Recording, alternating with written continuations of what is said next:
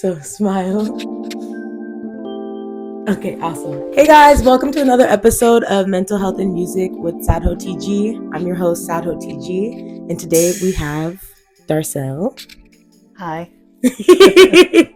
Darcell is my therapist, so I really want to interview her today to get some of her perspective on mental health and music, and also her experience being a therapist for an artist. So got to dive into that today. Okay. Again, this is my series where I interview artists and mental health professionals about mental health and music with the hope of inspiring people to reevaluate their relationship with music in a healthy and healing way. Thank you for having me today and take the time. Thank you for having me. I'm so excited. This is new. Yes, I know. And it's so different than like how we're usually like. Yeah, I'm usually on the other side. Yeah. Interviewing you. And this is my couch. This is my little couch. This is my couch bed here. Please tell us just a little bit more about yourself, who you are, and what you do. Okay, so my name is Darcell Sockwell, and I am the clinical director here at Mind Fitness Center in Hayward, California. And we've been here, this is our 10-year anniversary, so I'm really excited about that. Before I got into psychology, I used to be an architect. So I consider myself an artist somewhat, because in architecture, it's all about design and drawing and those sort of things. So when I was growing up, I used to be an artist. And so from there, I segued into architecture, the science part of it. And I did that until 9/11 happened. And once 9/11 happened, it kind of changed the trajectory of what I needed for my life. We all started seeing life a little differently. And so one of the things that I did well was in design, you had to listen to people. Mm-hmm. And so that taught me, so when people started going through problems, they would come to me. And they didn't know what was going on, so they would ask me, and I would just listen to their problems. Mm. And before long, they would call me at work, and then they started calling me at home. And that's when I got my aha that I needed to go back to school for psychology. Awesome. I love that. I love that. So that was back in 2004. That was when I was what? Were you even born then? Yeah, I'm a 97 baby. Oh, okay. How do you believe music and mental health correlate? Or for you, art in general and mental health correlate? Well, especially, I'm going to start with music. Because even going back to you, even though you're an artist, you're a singer, I remember there was a time that you were upset in your life, and I encouraged you to develop some sort of soundtrack where, you can get all your angry music or all your sad music, or, if you're in love, all your love music. So I think that music definitely help inspire a mood or can help calm us down, whatever we're going through. So music is very important with mental health. How has music helped you mentally, and do you have any specific examples? I can recall definitely going through my own trials and tribulations, and I have, even on Spotify, I have certain genres that help me through whatever it is that I am going through. Some of my favorite artists is Michael Franks and Diane Reeves, so I'm more of that sort of genre where it's kind of different than the mainstream music of today. So right. Something to escape to. Absolutely. What artists or genres do you listen to when you're feeling down? So you named some artists, but like what kind of genres do you range through? Your favorite ones? When I want to get pumped and motivated, then I may listen to more what we used to call gangster rap. When I want to male bash or get into that spirit, then it's more of your Mary J.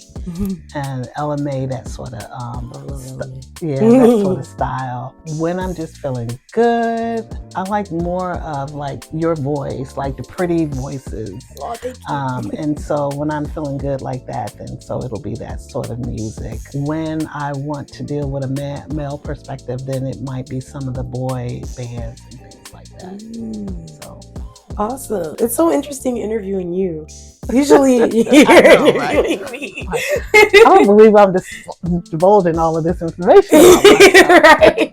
Right. I'm not used to Don't it. you dare use it against me. But I won't listen. We got a lot of the same taste.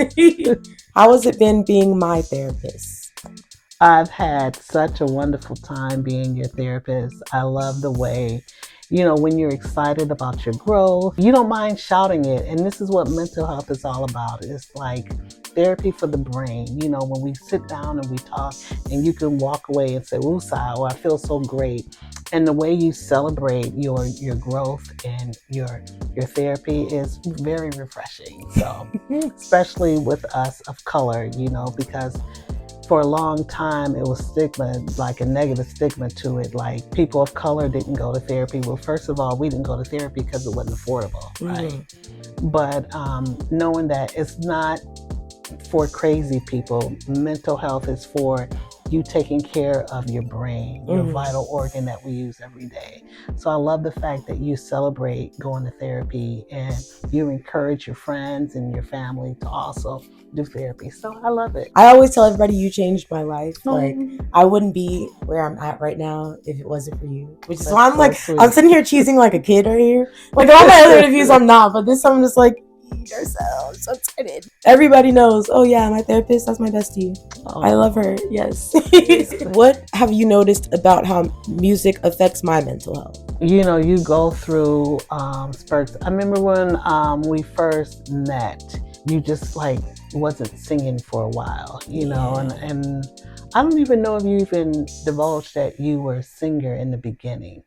I don't know. I think it was like a few months. Yeah, you told me I didn't even tell. Yeah, yeah, that you're like, what? You sang, and I was like, okay, well, let's hear you. You're like, no, I'm not. You weren't ready.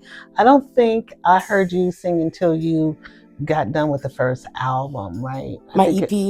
Yeah, it was that one. I was like, oh my God, like this girl can sing. Like, when are you sitting on all of this? But so I think that when you're going through times in your life, you kind of put music aside, but that was in the beginning. And so my question to you is, how do you use music to motivate you? Let's say if you're in a depressed sort of state versus when you're happy is no problem. And so how do you motivate yourself when you don't feel like going on stage or going into your studio to kind of lay some tracks? How do you get inspired to just get up anyway? It's changed. It used to be like I would take inspiration from kind of more hype music, kind of like in the rap. Female rap used to really be the one that really got me like confident to just kind of do my thing. It still gets me hyped like more now just to go out and go to the club. But I think that because of my mental health journey and being more like aware and being able to kind of like call myself out and be okay with it without shame on whatever I'm feeling. Now I find myself going back and listening to kind of some of the older, more emotional like rock stuff that I used to listen to when I was younger, because it hits different as an adult, knowing what it's like to kind of be an artist and then imagining like, okay, like I kind of understand these songs on a different level. Also being an adult now, rather than a teenager, and understanding the songs on life perspective, like listening to things that kind of just talk about exactly what I'm feeling now makes me feel uplifted because it makes me not feel alone. Right. One of my favorite bands is This Wildlife, and their whole Clouded album that they dropped back in like 2014. I can listen to it like on repeat forever. But all the emotion that goes into it, just all the effort that went into it, you can just feel it. And I think, and even though it's a sad album, just that feeling itself is inspiring. Nice. Does it make sense? Yeah, it does. Okay. It does. All right. I didn't expect you to flip the switch on me. That's my role. What are your 3 proudest moments being my therapist in the journey that we've been on for how many years? So Almost 5. I think we met back during the height of the pandemic. Yeah, remember? it was November 2021. It was one of those things that we were online. We initially met online, and I think you were just excited to see someone, a black face. Yeah, I reached out and I was like, listen, I was like crying on the phone. This is gonna sound crazy, but I got a list of names for my insurance, and I went to the first name that sounded black. And I took a shot. Strange because Darcell Sockwell, you don't know what it is. You don't. The Sockwell part, you don't know, but Darcell, I feel like when you say it the way we say it, you know what I mean? Like Darcell. Yeah. It gives black woman. You know what I mean? Well, you know. It does. Darcell, I was like, I don't know. It just sounds unique. It's pretty. And I just feel like it rolls off the tongue like a black woman would say it. Yep. So, and you were going a mile a minute. And I'm like, okay, slow down. Right. Okay, but like we can do this. Right. And then you took me in even though you didn't have space, but you made space. I made space because of, I can hear it in your voice, like you really needed this. And I was like, okay, like this girl wants it. Let's see what this is all about, right? We actually didn't meet for a long time. Yeah. So we didn't meet for a long time. When was the first time we met in person? I think it was. But remember, I happened to be at my graduation and we still didn't meet. But not for you, for someone else. Yes. And I was like, wait a minute. And I saw you walk across the stage and I literally snapped your picture. Yes. And the picture's on my Instagram. There's a picture of me walking through the crowd waving. Yep, and Darcell took that photo and sent it to me. And I was like, oh my gosh, Darcell was at my graduation. That was a full circle moment for me, honestly, because it was just like being able to walk across the stage finally after COVID and also be in a better mental state at the time. And then you were there too. It was just like, oh wow. Like, I was like, that's my client. Yes, it was perfect. Yeah, that was like the first, okay, this is going to be a very long relationship. Yeah. This is not going to be like a one and done. That was definitely one of my proudest moments there. I think one of my proudest moments was watching that first video. Remember you had talked through, like you envisioned what the video to the music would be. Skip my meds. Yeah, skip my meds. Oh my God, yes. You talked about it for so long, how you wanted to go, how you wanted it to be, finding this old school, like being in school, what it would look like and what the other kids in the class would be like. And just to see it come to fruition and all come together, I was like, wow. I was so impressed. Thank you. So shout out to T for that video. Another proud moment for me, for you, would be you transitioning from being a bank teller to your current job now. Because I remember how you wanted that change. And a lot of times, especially like when you're young and this is your first like grown-up position and you don't want to leave it because it's like, wow, I'm finally making the money that I deserve, all the things that you had to go through there, and seeing you just like take those brave steps to do what you needed, the necessary ending of that old position, and finding something that resonated with you and watching you go from there. That's a proud moment for me. And that was actually like that situation, even though it wasn't like, it doesn't sound that like crazy of a situation compared to everything else I've gone through in my life, but that moment was the moment that brought me closer to God. Surprisingly, that was what really made me build a relationship with God. Because you had to do a lot of praying and like, okay, let me not go in there while out. I need to go in there and I need to do this and I need to do that. And it's growth, because you'd be surprised how many like older adults can't go in there and do that job, even though they hate it, even though, you got people against you that's targeting you, and understand, like, let them. Right. Like, that's the hardest lesson that a person can learn, is let them. I'm just going to put my blinders, step out of my boundary, let me do me. And do my thing, right? Do my thing. And so that's so strong. And so you being able to go through that at such a young age, it just spoke volumes to like, okay, if you can do this, then you're ready to go out there and do that music. Because a lot of times being an artist, You're going to have to put those blinders on. People are going to say things that you don't like. And you're going to have to let them.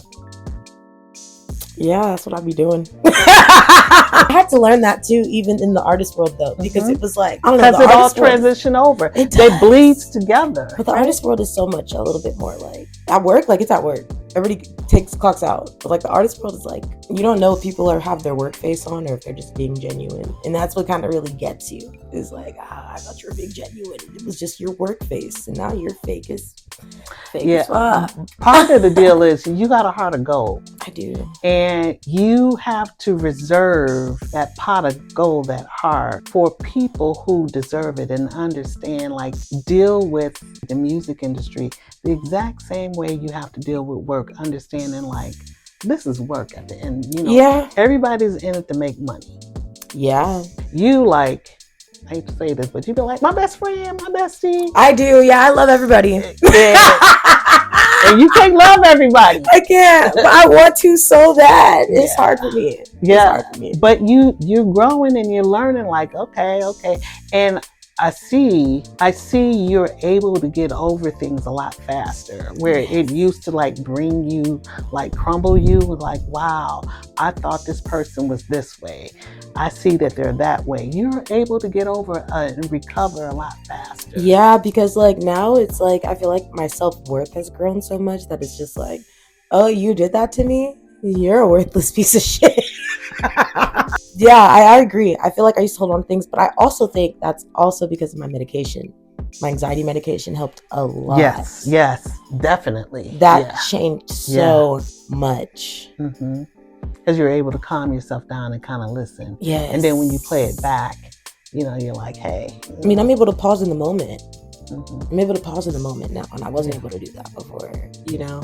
So that feels really good. When you listen to my music, what do you perceive? Not just talent, you got a special talent. And when I hear you and I see you, I know that God is preparing you for greatness. And so you don't have to worry about your talent. You have to worry about your mental health. Your talent is there. I don't know why the music world is so watered down with so much fakeness, but so it's hard to find the genuine. But the genuine's there. They're there because I think of, when I think of you, I don't know if you know Lettucey. I think you told me about them before. You did. Artist from the Bay Area. Yeah, you did tell me. And remember how she had to leave? I want you to look that up, because if she would have stayed here, she would not be Grammy winning and all over where she is right now. Y'all, Darcell been betting on me to leave for so long. She been trying to get me to leave, y'all. But I understand. Timing is everything. It is timing, honestly. Because I don't want you to peak too soon. You get out there, you get loose out there, and they destroy you. Because there's a lot of vultures out there. There are, and I do want to leave. I want to go to Atlanta. That's really where I want to go. I want to be ready first. And I think that you have to pray about it, and you have to continue to be ready. It is your mental health. And what do you do after you make it? Because you've seen, and we don't even have to go into any sort of detail, certain people who sell their souls. And you don't want that to happen to you. I don't want that to happen to you. I also don't want a Britney Spears moment where I just shave my head and like crash my car. Well, the thing about it, you're going through your growth spurt now. All the things that you've gone through, I don't see that happening to you. You don't see me shaving my head bald? No. Well, actually, I would shave my head bald, but not for that's that because reason. You want to. Yeah. No, I'm going to go bald soon eventually because I want to get my hair transplant. Yeah, I'm going to go to Turkey. They have a whole package. Oh, well, we can talk about that in this session. What would you say to someone who's struggling to verbally express themselves or can't find the words to say how they feel? I just think that they should keep a journal with them and write down any and everything, all their thoughts. And I think that's a better way to then at the end of the day kind of collect everything and kind of go through and pick out what you're feeling. Another way to understand your thoughts or get it out is through music.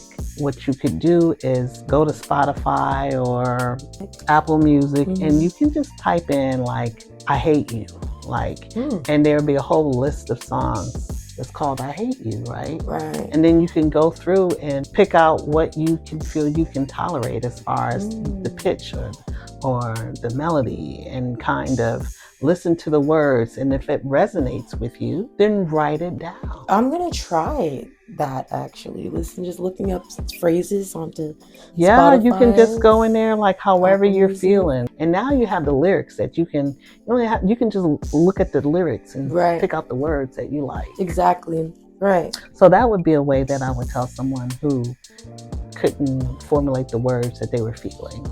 If anyone's interested in like learning more about you, your practice, and maybe tapping in to see if they can come talk to you or somebody, a part of your team, where can they find you? Well, we do take a host of insurance, but you can also go to www.mindfitnesscenter.org and fill out a request form. So if you're interested, you want to tap in. And this is just like the last question that I want to ask because it's important and I want to save the best for last. Why is mental health important to you specifically as a Black woman? Mental health is important to us because people expect Black women, this is the way I feel, to be strong enough to endure all sorts of pain, all sorts of scenario. They think that we can give birth and then 2 days later be, back to work or working out in the field, like back in slavery days that we were, tough as tanks. Right. And that's not the case. We have a lot of pressure on us and more mounting pressure. And I think that this whole thing that they dubbed us angry Black women, it's because we're not supposed to have any feelings, And so I think that a safe space like this is a perfect alternative for us to come and kind of let it all out and then be able to walk away and deal with society for the next week. Yes. So that's why it's really important. It's the most used vital organ that we have. Even when we're at rest, the brain is still going. So it's really important that we sort of unpack some of the things that we're going throughout, the week. Right. Darcell, that was amazing. Thank you so much. Thank you. And that's all that we have today for Mental Health and Music with SadHeauxTG. I'm your host, SadHeauxTG. This was Darcell. Thank you. And make sure you tune in for our next episode. Peace.